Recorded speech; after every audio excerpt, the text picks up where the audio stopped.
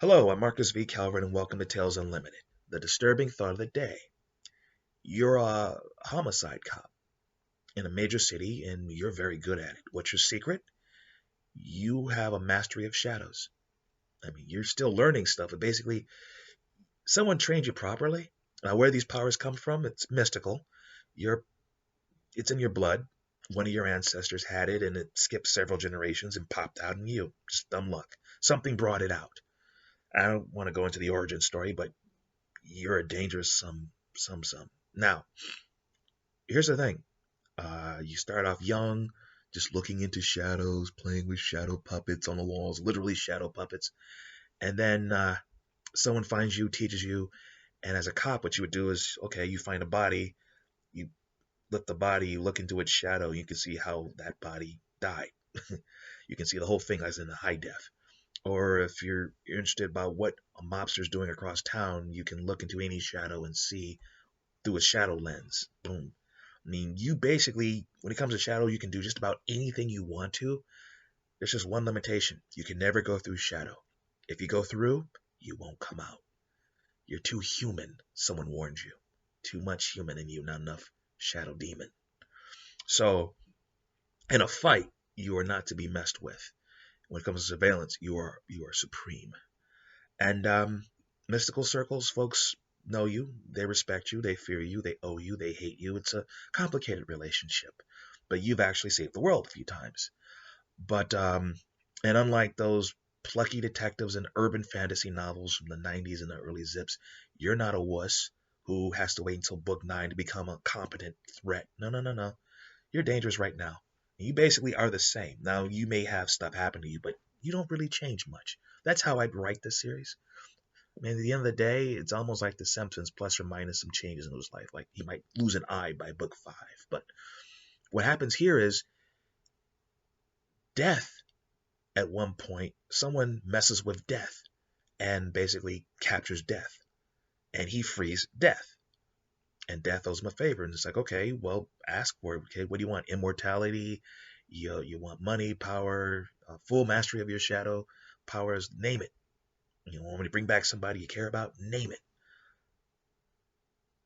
I want you to play by my rules if you're ever working in my city. My rules. So basically, you can't go around stomping and rampaging on those special jobs of yours without consulting with me, and basically, I get to call how you do it. That's like, oh, you son of a... Well played, mortal. You're lucky you have an expiration date, and I stand by my expiration dates. Which doesn't mean you're going to live very long, though. Fine. So, fast forward a year, there's this family that's been cheating death. You know them. They're old. They're occultists. They're in the dark magics. You've bumped heads with them before, but you can't take them out. They're too powerful. They have magics upon magics upon magics. They're not really wizards or sorcerers or anything like that. They're just connected, and messing with them is like going through a hedge maze of blades and traps and minions and monsters and conjurations. It's not worth the hassle. And they keep to themselves. But at the same time, you know they're doing stuff you can't see. Even through shadow, you can't spy on them. And then one day, the angel of death comes a knocking. And it's not like the angel of death from God. No, this is the angel of death from death. Sodom and Gomorrah, that was her. The 10 plagues, that was her. And you two bumped uglies. And she's like, well, I'm coming to town. I'm going to kill this family off. Call it. And you're rolling your eyes going, oh, God. And it's like, if you wish to forfeit this particular case, that's fine. Then we get to do it my way. And, okay, she's old, she's wise, she's smarter than you. But she does not like to do the smart thing. She likes wanton destruction. She loves it.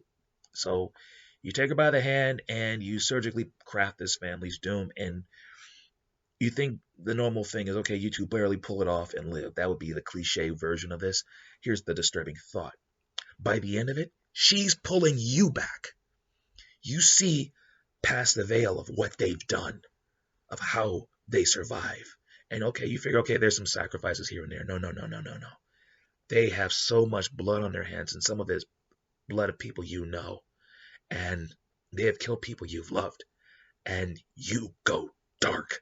You go so dark that at the end of it, death offers you a job. And here's the thing. You go after this family, and they still survive. You can't kill them. Even with the help of the angel of death, you can't kill this family. They've been waiting for like death to like send his very best. This is how they keep cheating death. So they actually cut a deal with death. Death calls her off, and you're like, wait a minute, I'm not stopping. And she's like, dude, if I walk away and you take these bastards on, you're gonna die. And the book's like, he's like, fine. Then he deals with me. Death, get some room ready in hell. I'm sending them to you. And that's how I would end it. And you never see the hero just stark raving dark. You never see him like calling in all of his markers. And someone says no to him and he makes an example of that somebody. And his minions fall in line like, okay, dude, calm down. What do you need? And and the next book would be almost like an Ocean's 11 scam. And even the family's like, he's coming after us? Okay, we'll be ready. No, you won't. I'm Marcus V. Calvert. This is Tales Unlimited. That's my disturbing thought of the day. Please check out talesunlimited.net. That's where the podcasts are. 2 of them. There's the Battery Daily Prompt and the Disturbing Thought of the Day. Sorry, I'm kind of awake here. Kinda. Also, there are book links. Follow them. They'll take you to Amazon. Books are available as ebook and as print. What are these books about? Well, there's the Battery series. Think 200 writing prompts and a little wisdom on how to write that first novel. You know, the one you might have wasted years of your life working on. Yeah. And a system to basically make the process a lot less painful. So basically, you follow the process, you follow the system, and you actually can make money selling books while you're working on your first novel. How's that for different? Then on top of that, you have material here for storytellers of any stripe, from a GM looking to be evil to screenwriters, game designers, comic book writers, or novelists. Be a world-class novelist. You can be one of the best in the game. And you look at a battery idea, one of the 200 prompts per book, and go, and maybe your next 17 books will be based on one idea. Might create an entire universe based on one of my wacky prompts. I'd be honored. Then there are the anthologies. New School Twilight Zone, 25 stories to a book, 2 series, different themes. There's Unheroic. It's about unlikely heroes saving the day, like, okay, you're a maniacal supervillain, and you've been hired to kill Pittsburgh's only superheroine. She has a nifty little power. You catch her with ease, and then you take her mask off, and you recognize her. She saved your life in high school. She talked you out of killing yourself. You can't kill her. You owe her one. So now you have to save her day. But you're crazy and you're evil and you've been paid. What to do? And then there's Schemes. That's the second book. The Book of Schemes. Diabolical, silly, strange. Something like gas station bathrooms or bathrooms in a bar. You know, like for a good time, call so-and-so. You know what I mean? Well, this guy gets out of prison and he finds one of those in a roadside bar. He calls it and, oh, there's this lady. She's way too beautiful to be selling herself out by the hour to weirdos who end up in a bathroom stall. But, well, let's just say she has a darker scheme of her own. And she likes him, which is a good thing. Yeah. Okay. That's actually one of the lighter ones, but I don't want to give the story away. I do, but I won't. Then there is the I Villain series, working on a 5th novel now. It's about a guy named Benjamin Clyde, gentleman fixer, dude in a suit. With his phone, he has access to 400 of the best mercs on the planet. He should know he handpicked them. Cops come to him, intelligence agencies, terror cells, the Vatican, demons. Everyone comes to him, all sides of the law. And what he does is he solves their problems with masterful skill.